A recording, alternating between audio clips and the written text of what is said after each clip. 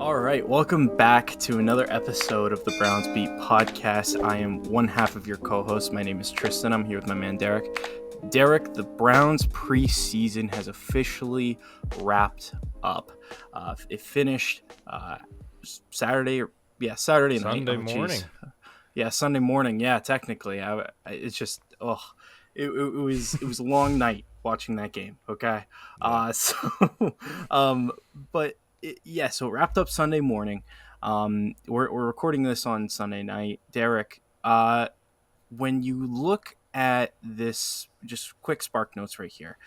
Just what are kind of like some things that come to mind when you're thinking about this preseason and just kind of how everything kind of went? Obviously, we're going to go a little bit more into detail, but what are your overall just quick spark notes thoughts on the Cleveland Browns 24-25 preseason?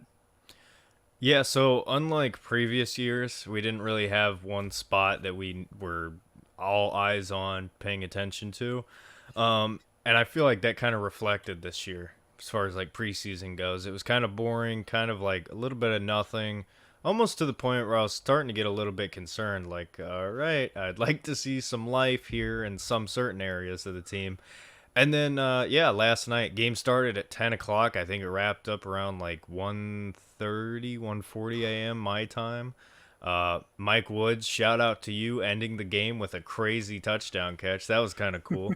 But Yeah. yeah, it was good to see some life. It was good to see from week one with the Packers, where it was kind of like, ooh, okay, like ooh, not too pretty, but also it's preseason, to at least in the Seahawks game, especially offensively.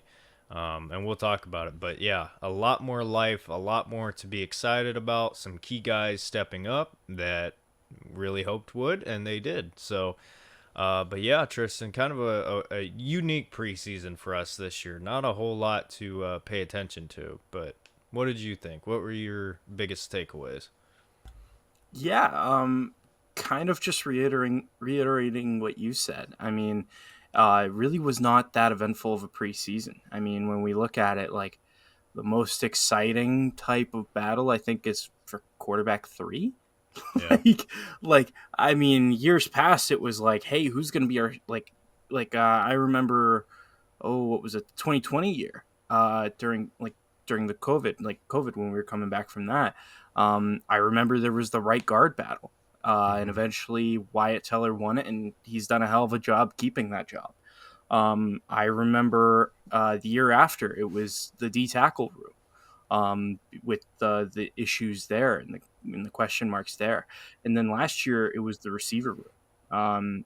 About the rookies, how they were going to slot in.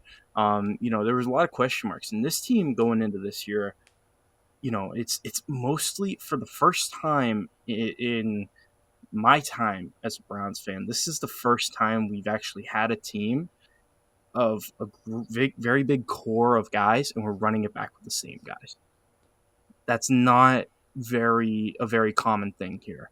And so it made preseason really boring, which we're not used to. And I think that it caused a bit of an overreaction for those first two preseason games, from our fan base in general, because there wasn't a whole lot of excitement. There wasn't like a big storyline that we were running with.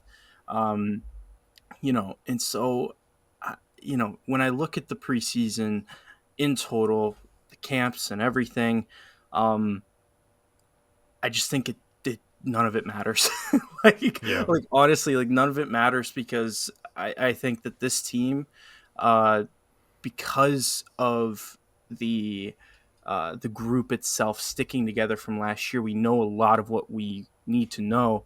Our biggest question mark is number 4, which we didn't get to see at all this preseason, which we'll certainly talk more about. And actually, Derek, if you want, we can segue right into that right now. Sure. So last week's episode, we talked about the fact that Sean Watson was actually, no, sorry, it was the week 1 preseason. We talked about how it was announced he wasn't going to play in week 2, and then shortly after our podcast got released, it was announced he would play in the final preseason game. Kevin Stefanski came out and said that. Then he kind of had a little bit of a backtrack the following day, saying, we'll see, we'll see, play by ear. And then the shoulder soreness kind of came up.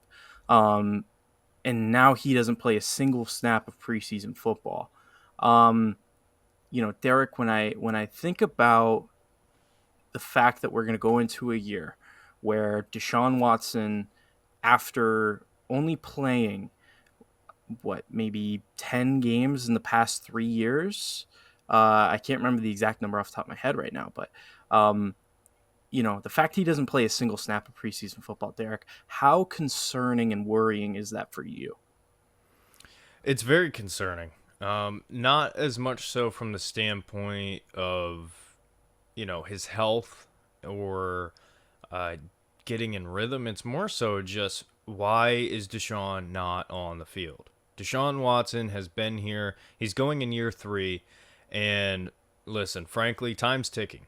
Time is ticking on Deshaun Watson. He's been here, played 6 games in 2022, played 6 games in 2023. Now, obviously, his first year was a suspension year. But when you look at what he did that year, coming off of not playing football for a whole season prior with everything going on, 58.2 completion percentage, 1,102 yards, 7 touchdowns, 5 interceptions, 40.4 QBR. Okay, not great, right? Not great, but hey, he's coming off a suspension. He's got bigger fish to fry off the field. Whole new team, whole new city, a lot going on, right? Okay, 2023, last season. Deshaun Watson, 61.4 completion percentage, 1,115 yards, 7 touchdowns, 4 interceptions, 42.9 QBR. 6 games played. So, since Deshaun Watson has been a member of the Cleveland Browns, he has played in 12 total games. That is not even a full season in the last 2 years. Now, I understand a lot of people are pointing out obvious things, right? The left tackle position is a turnstile out there. You saw that early on with Jameis out there under center yesterday. Not great. It was not great. And I completely understand not putting Deshaun in a situation where he could possibly get injured or get hit and banged up. However, my gripe with Deshaun Watson is not preseason football. My gripe with Deshaun Watson is it's put up or shut up time. Tristan, you've said it on here a billion times. This team is ready to win now. This team is designed to win now. There's not a whole lot more we can do as far as roster building goes. And when you look at the trajectory of this team since Deshaun Watson has gotten here, it's only gotten better. You can argue the team as a roster has gotten better. You can argue as a coaching staff that this team has gotten better. But the missing link has been the most important piece. We have not seen Deshaun Watson on the field for the Cleveland Browns. And when he has been on the field, it's been the same thing that we dealt with Baker Mayfield. The inconsistency, the ups and the downs. Deshaun Watson comes out in the Bengals game, home opener last year. It was wet, it was rainy, didn't throw the football great, had some rushing yards, right? Okay, whatever. And then after that, it was like good game, bad game, good game, bad game, bad first half, great second half. And this team does not have the luxury anymore of waiting around to figure out what's going to happen at the quarterback position. We need to find out what we have. And I don't care if that's great. I don't care if that's terrible. We need to find out. There needs to be an answer. Deshaun against the Titans last year, 27 to 33, 289 yards, 2 touchdowns, right? 81.8 completion percentage. I'm not asking for that every game, but Tristan, the minimum that we need to see out of Deshaun Watson this year is, I would say, around 14 games, minimum.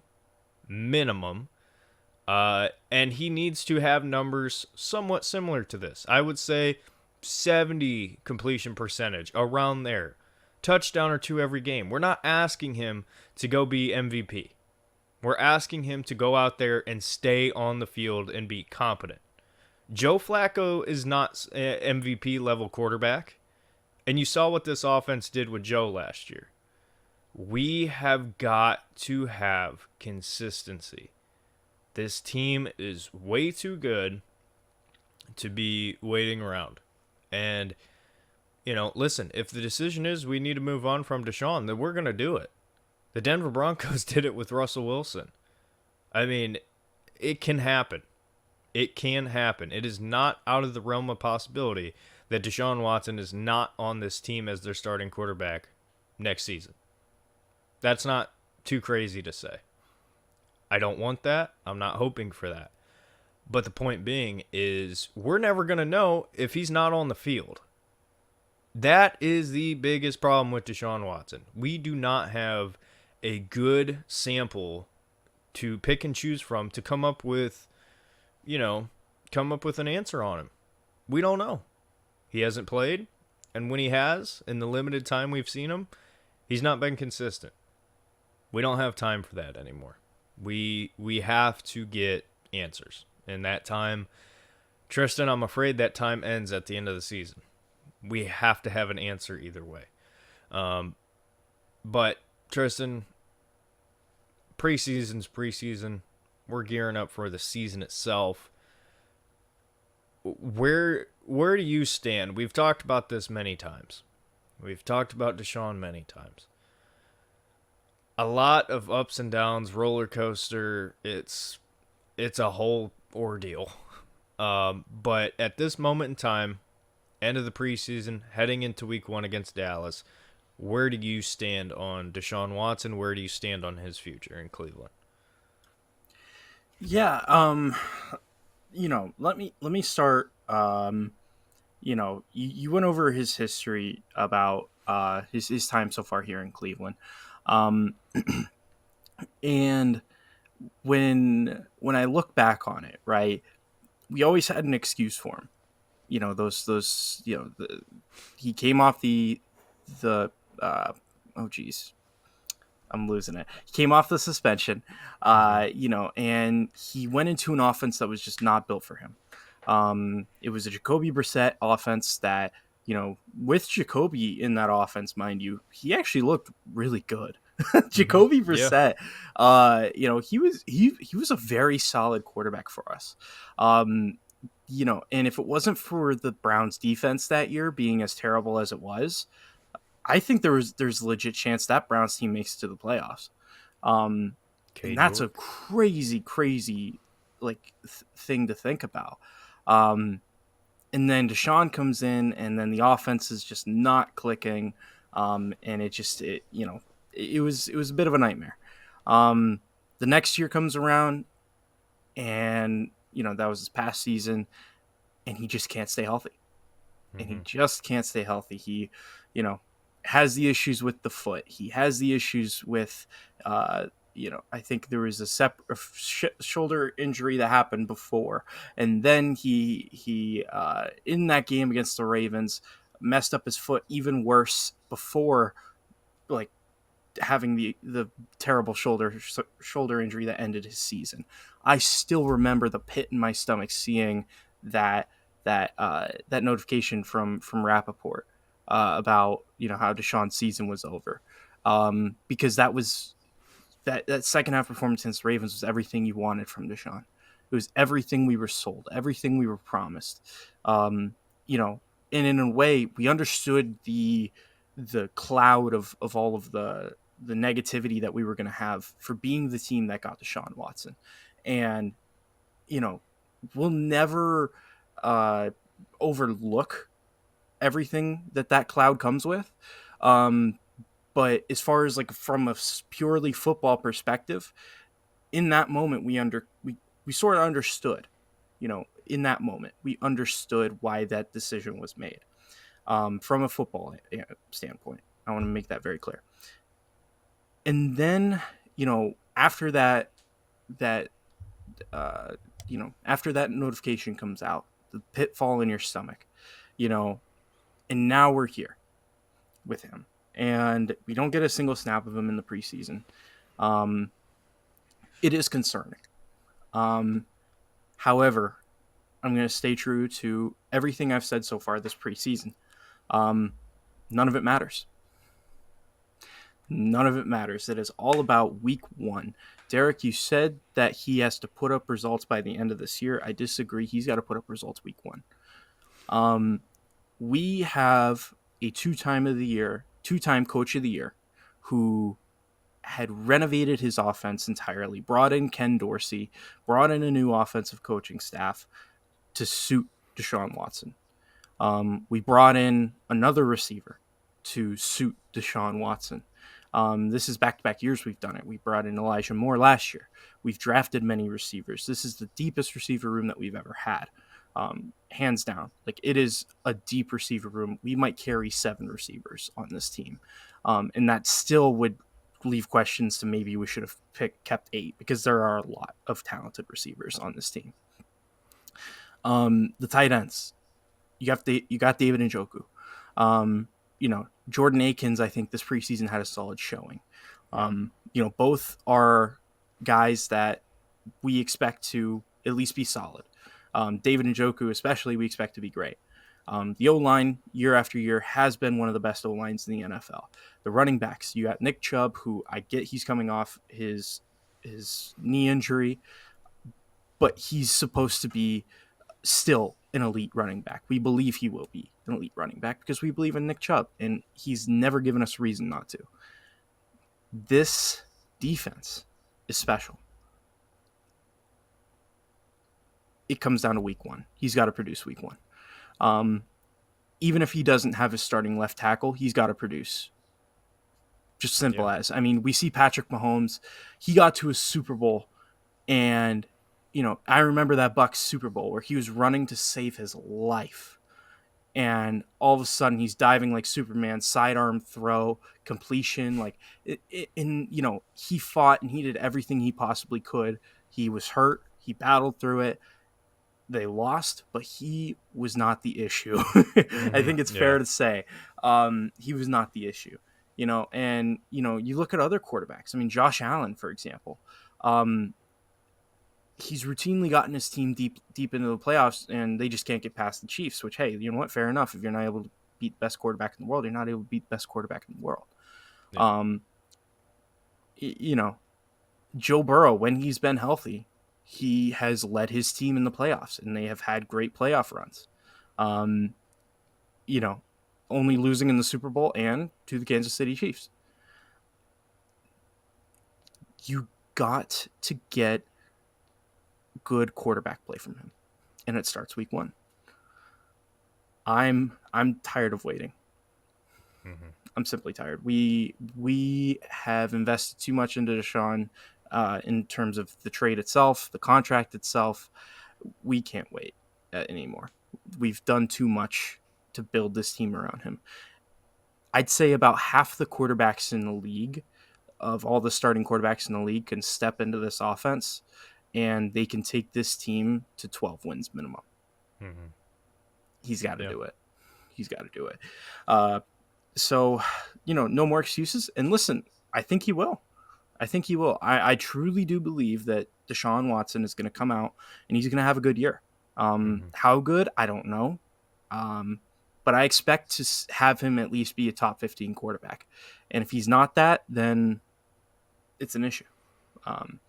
But it all comes down to week one, and I'm ready for it, and I hope he is too. Yeah, I mean, they say the best ability is availability, and I mean, how can you imagine your boss getting fired, right? And things are kind of up and down, right? They fire your boss, they bring in a new boss, bring in a lot of help around them, right? A lot of people to help steer the ship forward, and the new boss is only there half the time. I mean, how are you going to really get a fair evaluation of who they are? You can't. And that's the simple fact of Deshaun Watson's time here in Cleveland. We do not have a big enough body of work to evaluate what he is. We don't know. And we're going on year 3. And that's a problem. If you want to talk about the play, absolutely. There's plenty of room to critique the play. There's plenty of room to judge him based on on-field performance. But when you look at the big picture here, he's not even been on the field. He's been on the field 12 games in 2 seasons. It's not sustainable. And we can't go year after year after year after year planning on having 6 games from your starting quarterback. It's not how the NFL works. Do guys miss games? Absolutely. Do guys get hurt? Absolutely. Am I saying it's all on Deshaun? No. But the NFL is a business. The Cleveland Browns are a business. And if you cannot be there to run the business, which is what the starting quarterback job is, I mean, you are the head of the offense. If you can't be there, then we can't have you here. That's what it comes down to. So I think regardless, if Deshaun Watson comes out, plays 7 games, looks really good, and then gets hurt and is out the rest of the year, I don't care. I'm looking at my options. I mean, we cannot afford to wait. We've been waiting. We've had excuses. We've done this, same song and dance over and over and over again. We're done. We're done. This is it. This is the year. Either you're going to play and play decent, play well, or I think we got to move on. Well, and Derek, before you were saying like he's got to play at least 14 games. For me, he's got to play 16. Yeah. Like the only game he can have off is having like the last week of the season, of the regular season before playoffs, and that's if he does a good enough job record wise. We got to have him every game because we have to have consistency. It's so necessary for this team. We have to be able to rely on our quarterback play. And, we see this with the best teams in the league. Like they're able to ride their quarterback, the play of their quarterback. And, they're able to build momentum off of that. They're able to adjust off of that. Like even teams like, let's say the Rams, for example, right? Matt Stafford, he's going to have games where he's throwing for 300 yards, 3 TDs, like he's lighting it up, he's doing great. But at a minimum, what you're going to get from Matt Stafford, he's going to give you 200, and he's going to at least give you 1 touchdown, but he's going to give you multiple opportunities to score every single game. He's going to give you opportunities to put points on the board every single game. So as a defense, you instantly know we don't have to go out there and win the game for the team. What we have to do is we have to do this, right? Mm-hmm. And if we go a little bit past that, you know what? Majority of the time, my quarterback's got me. Yeah. That's what Matt Stafford is. That's why the Rams were able to get over the hump and win the Super Bowl. I mean, that defense that they had was unbelievable.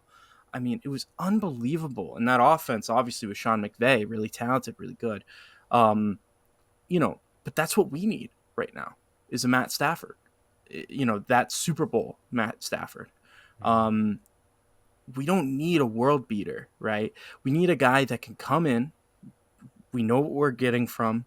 And you know what? In a moment where, hey, we kind of need you to bail us out here, he can do it. That's what we need. And again, I think that Deshaun's capable of doing it. And you know what? Maybe it's blind hope, but I think he can, and I think he will. So yeah.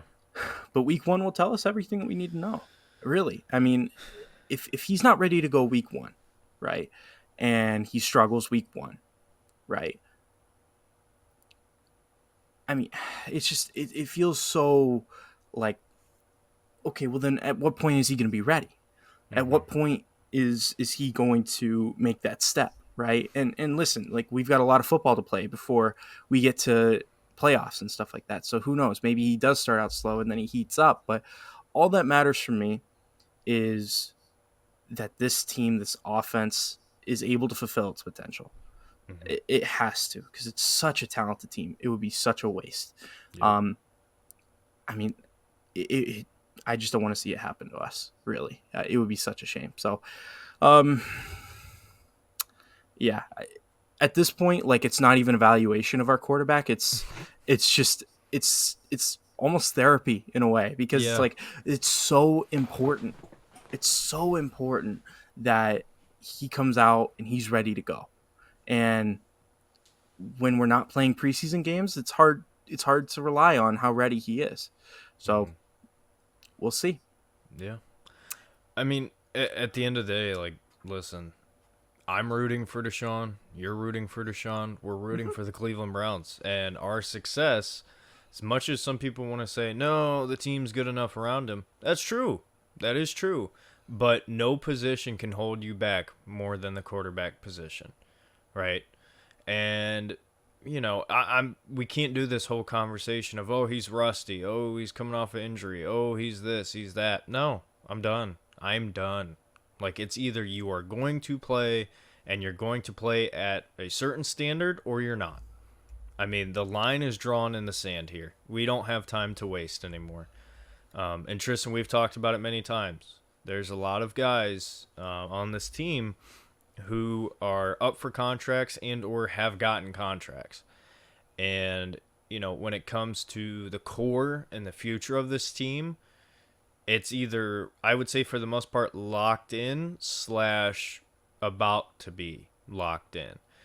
And in order to do that, you have to know what you have at your quarterback position, right? Because listen, it's not out of the realm of possibility that we're talking about drafting a quarterback. It's not. It's really not. And that sucks.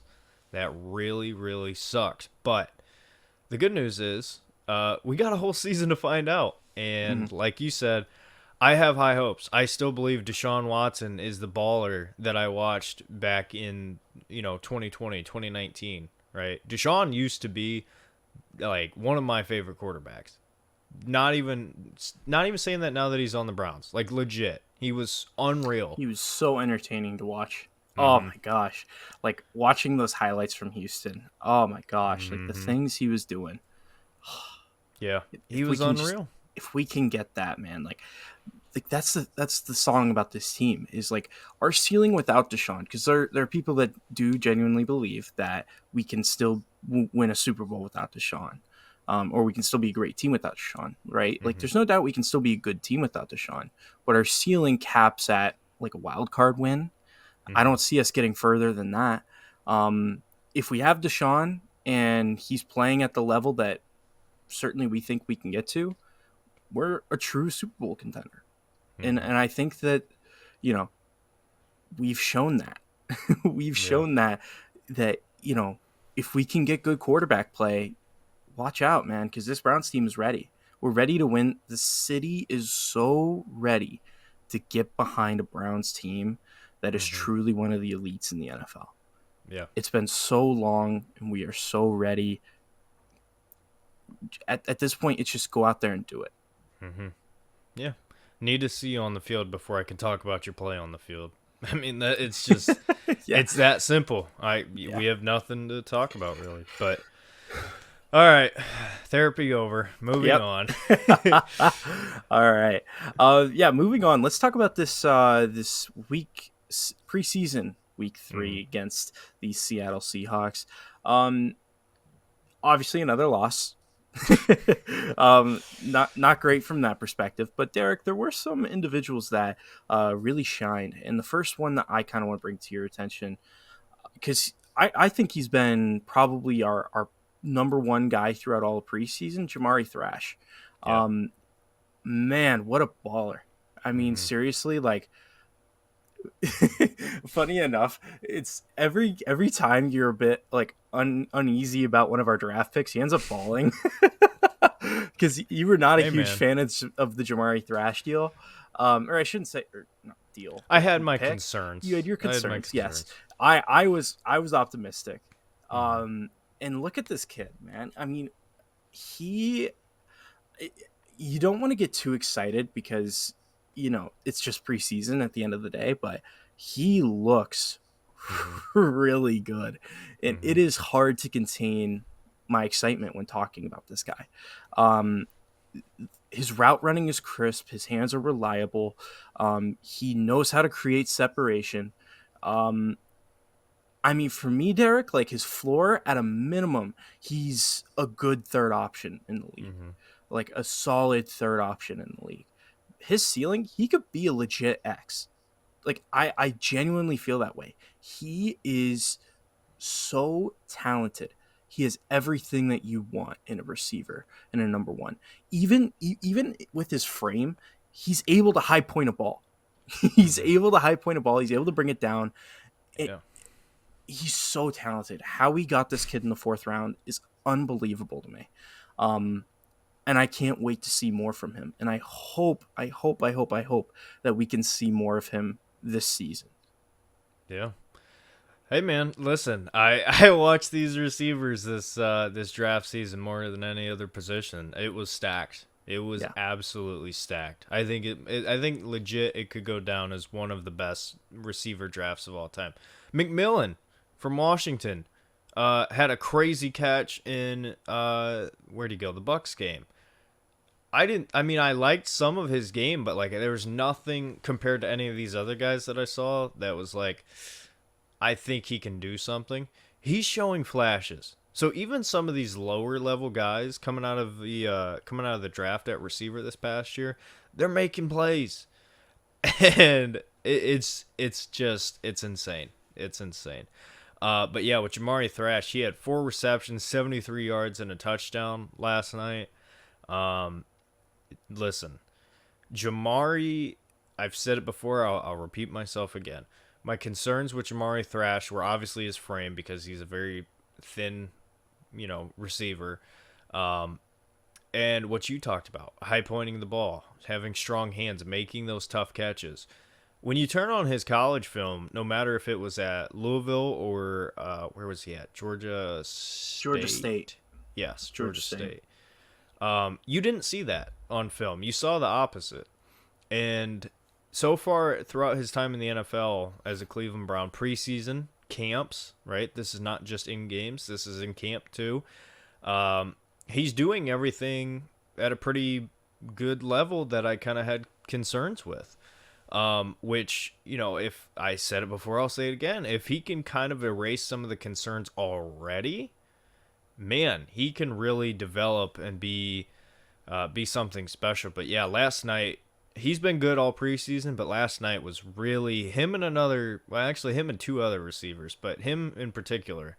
Man, what a showing. What a showing. 73 yards on 4 receptions and a touchdown. And the Seahawks had a majority, if not all, of their starting secondary out there, which is not a bad secondary at all. They are a great unit. But what you mentioned, route running, technique, just finding open zones.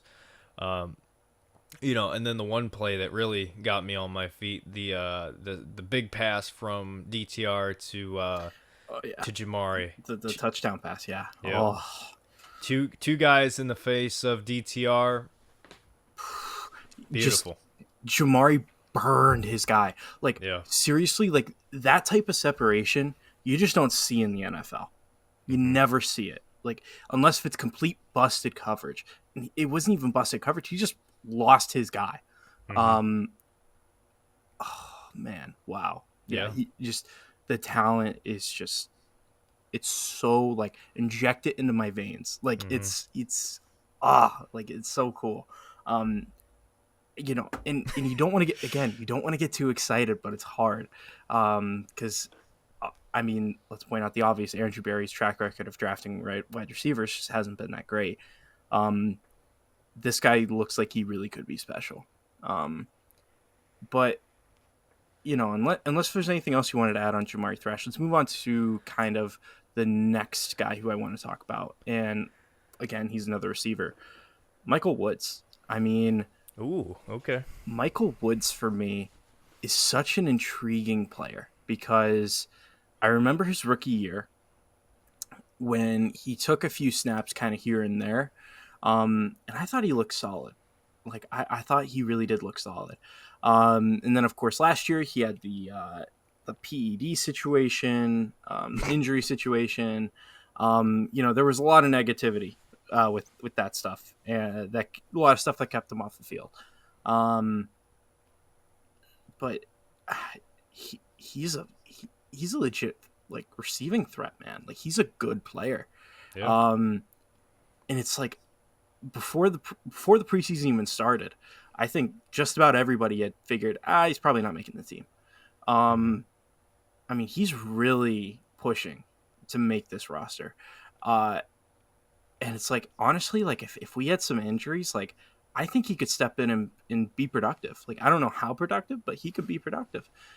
And it's just, again, another guy where it's just like, Andrew Berry doesn't have a great track record with drafting receivers, but this guy, there's something about him. Like he's special. Um, that touchdown pass to end the game. Mm-hmm. Whew, Yeah. whew, Mm-hmm. oh man, just nasty work, nasty work. A really good receiver who I really want us to hang on to. Yeah. Yeah, I'll be honest. I was standing right here, ironing my shirt for church, and that he made that catch, and I was like, "Whoa!" Like, okay, all right, Mike. But yeah, 5 receptions, 53 yards, 2 touchdowns out of Michael Woods, which I want to say this, right? It is so easy, and I don't think this is fake hype, right? I don't think this is fool's gold. I think Michael Woods is a good receiver. I think he's a solid receiver as far as like an option. What role, whatever you want to bring up, whatever. He's going to make a roster somewhere in the NFL. I don't know that it's going to be Cleveland, but he's going to make a roster. The interesting factor for Michael Woods as far as here in Cleveland goes is he is one of 2 guys on this team that fills that stereotypical X receiver position, being a bigger, more physical threat. And, I didn't really see a whole lot from him in prior games in preseason. Like, he made a catch here or there, right? But and we'll talk about the next guy. I hope he's on your list next. But him and the next guy had some catches that I was like, all right, they're battling. Like, there's a battle because they're similar. And I think we know who it's probably going to go to for sure. But as far as trying to make a statement, man, Michael Woods last night, he certainly made a statement, and I like him a lot because he's a guy when we drafted him, late round draft pick out of Oklahoma.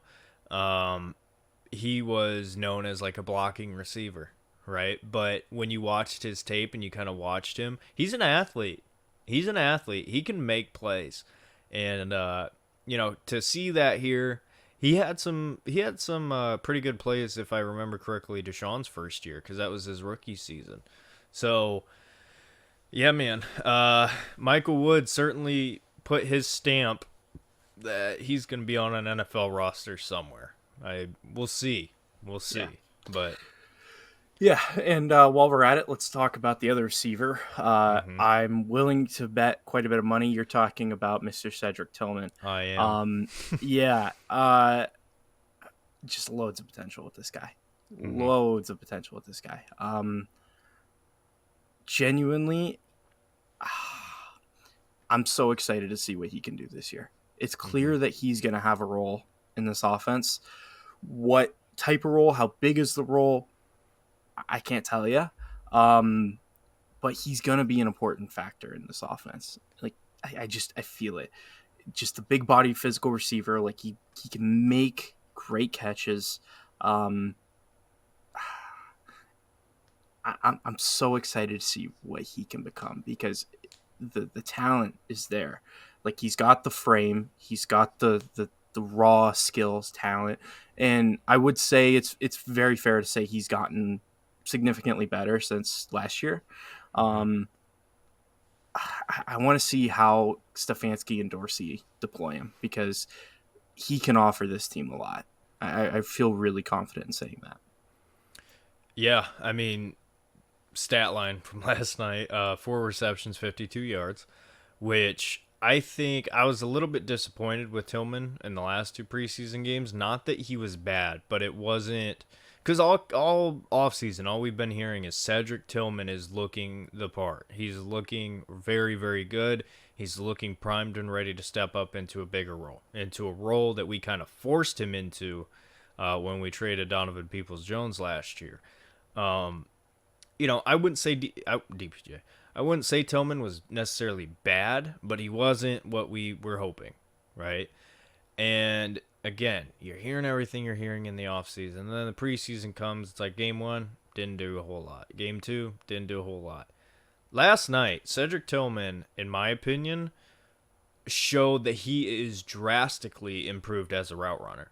He is drastically improved as a route runner.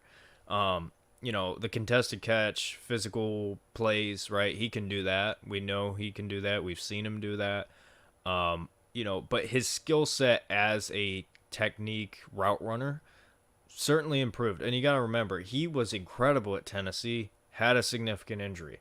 So I think maybe that's got a lot to do with it. Coming off of an injury, you're not necessarily back in the full swing of things. You're trying to get in rhythm. You're starting in the NFL. It's a tough thing to do. Tough thing to do. Now that he's had a full off season, and you bring in guys who are great route runners around him, and not even just the guys that have been here, but Jerry Jeudy, one of the best route runners in the NFL, who gets overlooked as how good he is, but legit technique wise, great. I would even argue Jamari Thrash coming in as a rookie. Iron sharpens iron. And, for Tillman going into year two, having a rookie come in who's, pretty good at that level, it kind of forces you to level up your game. And I think Tillman certainly has done that. And yeah, you're absolutely right. He's going to have a role. What that is, don't really know. Hard to tell. We'll see. But I am excited to see what he can do in year two, because I think he's gotten better. I think it's obvious to see he's gotten better, and I want to see what his style of receiver type how we use him, like you said, how we deploy him, how we use him in this offense. I brought it up before. I'll bring it up again. At Tennessee, he was averaging, I want to say, I don't have the numbers in front of me, but I want to say it was like 14 yards was his average depth on a route. So the Browns weren't quite using him that deep. It was like, I want to say like around 10, I think was what we were at. I want to see that increased. I want to see him downfield making plays. That's what I see him as on this team. So, yeah, I'm excited. These three receivers last night got me pumped. Yeah, no, and it's gonna be so interesting to see what this team looks like. Like kind of in like a spread offense, right? Yeah. Like empty backfield, just one tight end. Um, you know, it would be so interesting to see what that looks like. I mean, obviously you'd have Tillman on the outside. You probably have Amari on the inside of him. Maybe on the other side, on the inside, probably Jeudy, and then somebody else on the other side. I think it would either be, although you could technically see, you could see Jeudy out there, and then inside you could see David Bell, you could see Jamari Thrash, you could see Michael Woods on the boundary outside. Like, there's so many different types of there's a lot of variability with this offense now, with the receivers specifically. Like, guys that can play the X. You got Cedric Tillman, you got Michael Woods. You can't have Maury do it. Although I don't think that's necessarily What you want. what you want him doing. I could argue that you could see Jamari Thrash deployed in that way. I don't know as though it's going to be a consistent thing doing that, but he has the speed, the route running, the hands to do it. He's shown that this preseason. And then, I mean, it's just like there's so much variability within this receiving room. We've got guys that can play the outside. We've got guys that can play the slot. It's really interesting to see how these receivers are going to be deployed with Ken Dorsey and co. It's going to be exciting, man. I'm really looking forward to it. And then David Njoku. What is he going to look like in this offense? I mean, we're talking about these receivers and, how good they're looking. And, like, what is that going to do for David? Or what can David do for them as far as taking guys away from them? Like, I mean, I think the NFL is starting to wake up to the fact that, hey, you can't just stick a linebacker on David. It's not going to work. Like, you got to have a safety over the top. You gotta have a special somebody to guard David. Um, it He's a weapon. really, honestly, that might be the greatest thing that Joe Flacco has ever done for the Browns. May end up being Mm-hmm. like making the world see David Njoku just how good he can be, because it may just open up the receivers and give them so much more space. I mean, Yeah. man, it's exciting to think about what this pass game could look like. But again, it all comes down to number 4. But I'll rest my case. There you go. Well, perfect transition from that. Talking about the pass game, Tristan. Let's kind of put a final bow on this trifecta here now of this conversation. DTR Tyler Huntley. Tyler Huntley, 17 of 22, 146 yards, 3 touchdowns. By far his best game this preseason. DTR, 11 of 20, 115 yards, 1 touchdown. Although the stats might not look the prettiest, I would argue as far as the eye test goes, I think DTR looked the best. Out of these 3 games. Tristan, we've talked about it so much now. I stand here at the same point that I did on the last podcast. Flip a coin either way. I mean, I still believe what I said as far as like DTR being your draft pick. I value that more than a vet you signed, but flip the coin whichever way it lands. Now, I will say this before I let you go. I don't know if you caught it, but Nathan Zagura was talking about the quarterback room, and he said the obvious, like Deshaun's your starter, Jameis is your backup. He said DTR is going to remain here. So, or he said, what did he say? He said something about DTR being in Cleveland as if he's making the roster. But he said the Browns could move one of these 2 guys if they get an offer they feel like is enough. I don't know if that means anything. I don't know if that means DTR has the inside leverage on this. I don't know what all that means. I didn't really listen to it close enough. Mm-hmm.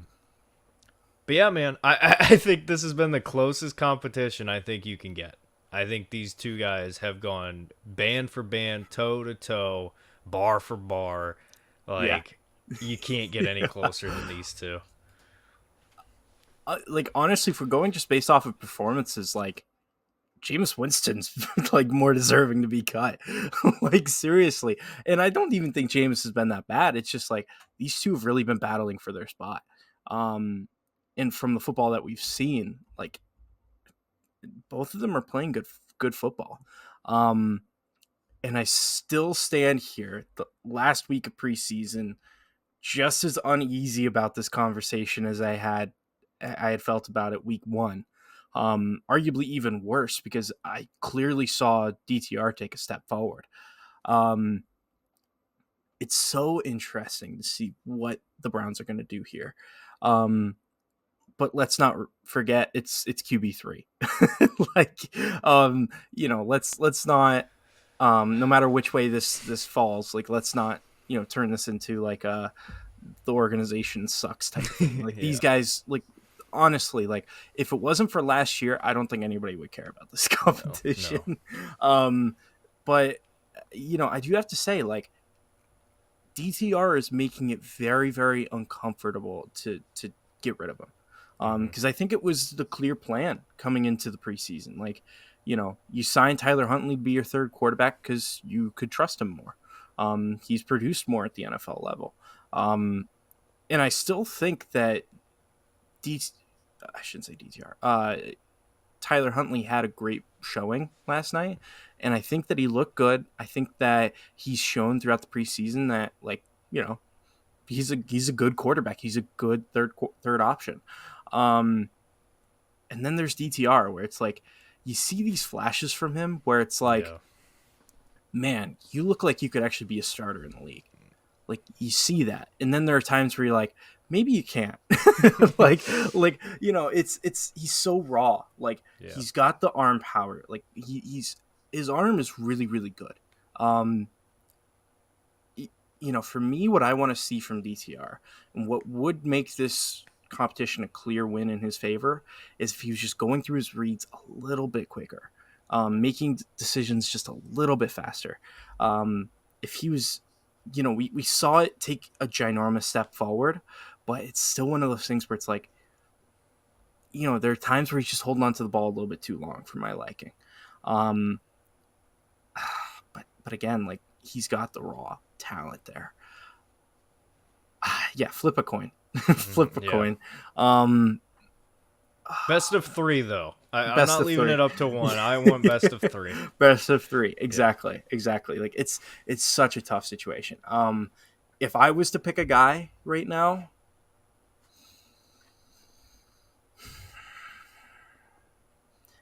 if you asked me week 1, and we've talked about this, if you asked me week 1, it was Tyler Huntley. Now it's because you could trust him more if he got into the game. If you ask me right now,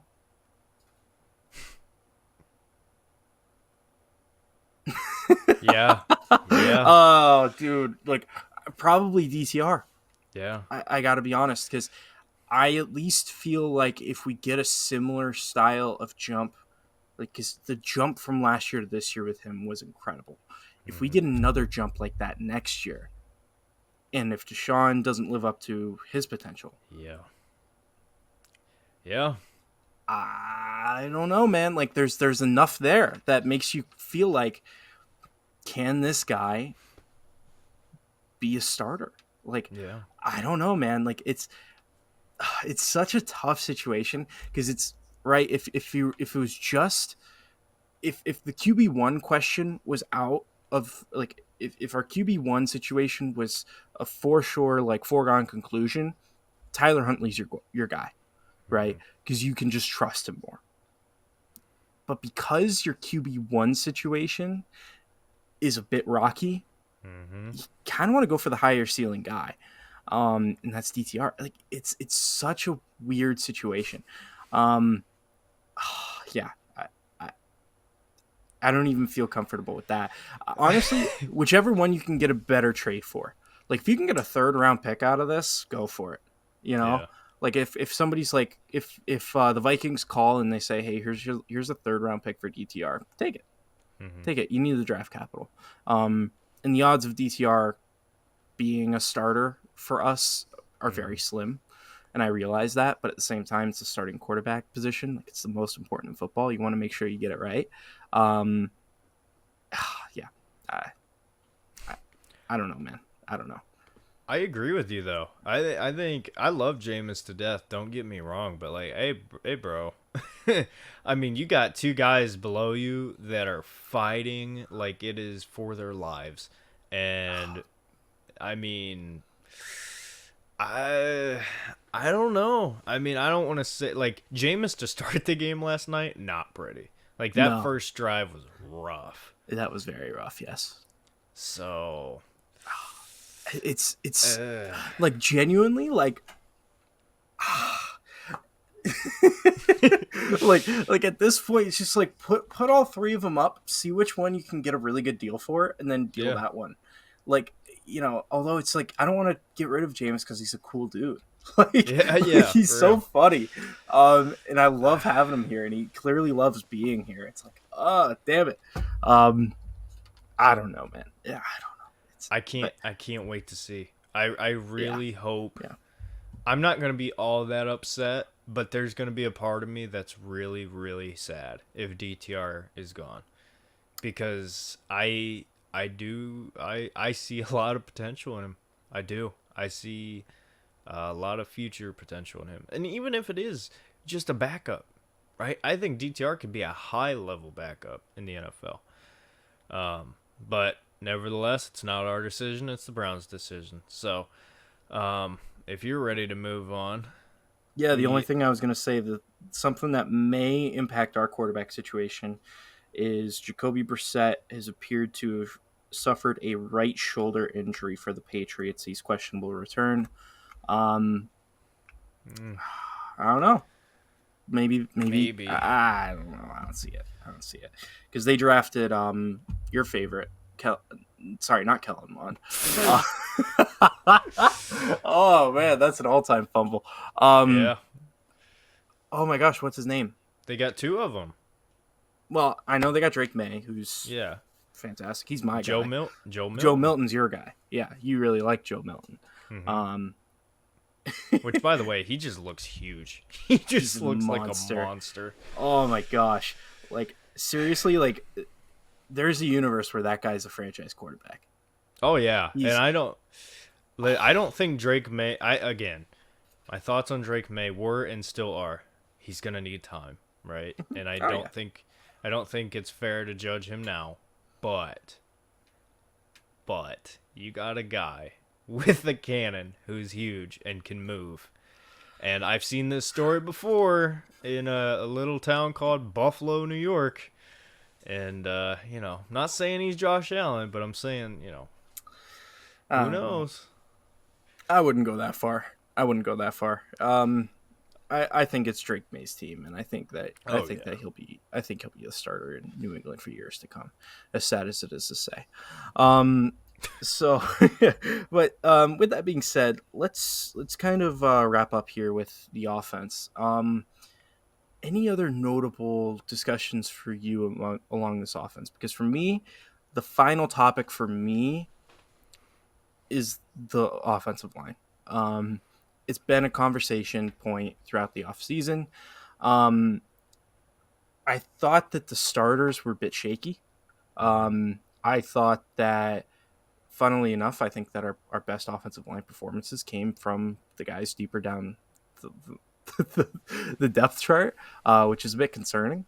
Um, I told you this last week. I don't feel comfortable with what we have as being the starters for week one. Like Jermaine Ifedi is Terrible. Terrible. he is supposed to be, and listen, like I don't even necessarily like blame the guy. He's a Mm. career right tackle. And Hmm. we're gonna try this guy out at left tackle against Micah Parsons. Yeah. No, you got to get somebody in right now. You got to Hmm. sign somebody right now. Um, Well, the word last night, I don't know if you heard this either, but the word last night is the situation is better than they originally thought as far as health for Conklin and or Jed Jed. Wills. So, But here's the thing with me is like Jed's the guy that if like he's gonna be playing left tackle, you're not gonna move Jax to left tackle. If you're gonna move anybody to left tackle, it's probably DeWand. Um, if Jed isn't ready to go, but even then, like that's Juwan's first snaps at left tackle. Like, that's hmm a huge risk. Like I don't get hmm why we didn't try that more this preseason. that's what I'm saying. It's just it's such a it's such a concern. It's such a Yeah. concern. And like I haven't even read reports like Mary Kay or anybody coming out saying like, oh, it looks like DeWan Jones has been getting some reps at left tackle or nothing. Hmm. Nothing. Um I don't know, man. I'm worried. I'm worried. Yeah. Well, Tristan, I have some good news for you, if you would like to hear it. Sure. The Cleveland Browns have added another 6th round draft pick. Oh, Jesus. And we got rid of two guys who weren't going to make the team to do so. So there's a positive. But in real talk, Cade York, you will never be forgotten for the time here in Cleveland. How we were able to turn a defensive tackle who wasn't going to make the team anyway. Not that he wasn't good. He was good. He was good, yeah. But we got a defensive tackle, and our kicker, who was a failure, comes back, plays good enough, and both of them ended up getting us a 6th round pick. So here's to you, Andrew Berry. Good job. He'll probably Cade York will probably be back next preseason. And, Probably. we'll just get another seventh for him. Hey, it's like pennies. They add up, right? Yeah, exactly. Eventually, it all like landslide into a first round pick. That's what will happen. Yeah. I don't know about all that, but that or he finally gets good enough that like he takes over the job and just becomes like an elite kicker for years. Oh yeah, I'd Yeah. love that. I mean, hey, we're gonna be moving to an indoor indoor Yeah. stadium. So, hey, we'll see. But Yeah. no, I mean, wish him the best of luck in Washington. Hopefully, he can make it work there. Watch out Clearly, for that turf. oh, you're not wrong. You're not wrong. Poor guy's gonna have to play on the MetLife turf so many times. Oh, jeez. Oof. Oh. But yeah. Oh. That did we have any more topics that wrap us up? Um, I wanted to say overall preseason thoughts. Or did you want to talk about the defense at all? Like, for me, like it's hard to talk about this defense because it's like the starters are clearly the starters, and the Yeah. guys that are going to get cut are the guys that are clearly going to get cut. There hasn't really been a lot that's changed with that. Like, Yeah. it's just like like it's like kind of like a whatever kind of Yeah. topic, you know. It's I think it is what it is. I mean, we've yeah. talked about it a billion times now. The defensive line looks great. Siaki Ika deserves to be arrested for what he's done in Cleveland. I wouldn't go that far. Come on, Oh no, I'm not gonna say that. All right. You wanna tell the people what No, I texted you last night? I don't think so. Anyways, I think it's possible that we could look to add a linebacker or corner for cheap to Yeah. kind of round out the team. Um, Corner especially. yeah. Yeah. I mean, we'll see. We'll see. But Yeah. with that being said, Derek, do you have any final thoughts before we do wrap up? Go Browns! It's time for another year. Go Browns. Seriously, like in just ending out the preseason, I'll be honest, this is the least engaged for a Browns preseason I've ever been. Yeah. because seriously, like none of it matters anymore. Like none of it matters. We'll be back to talk a little bit about the pregame show, I guess you could say, pregame Roster coverage. cuts. Yeah, roster cuts, pregame coverage for the Cowboys. We'll be back to talk about that stuff probably here next week as we near week 1, and we'll have a clearer idea of what's going on along the offensive line, especially left tackle for week 1. Because let me tell you right now, Jermaine Ifedi can't have that. Nope. Simply cannot have that. No offense to him, he'll probably be a good rotational right tackle, but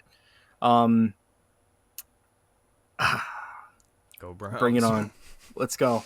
Here we go, Brownies. All right. There we go. See you guys later. See you, everybody.